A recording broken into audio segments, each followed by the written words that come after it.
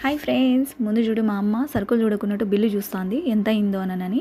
So ఈరోజు నేను ఒక చిన్న మినీ వ్లాగ్ చేస్తున్నాను ఫ్రెండ్స్. సో నేను ముందు తెచ్చుకున్న సరుకులన్నీ నీట్గా అడ్జస్ట్ చేసి పెట్టేశాను, మొత్తం నీట్గా అరేంజ్ చేసి పెట్టేశాను.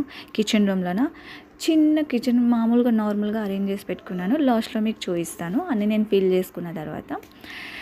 సో వీటన్నిటికీ బిల్ వచ్చేస్తే 2500 3000 అయింది ఫ్రెండ్స్. ఇంకా కొన్ని తెచ్చుకునే ఉన్నాయి. సో ప్రజెంట్ ఇంటికి కావాల్సినవి మాత్రమే కొన్ని తెచ్చుకున్నాను.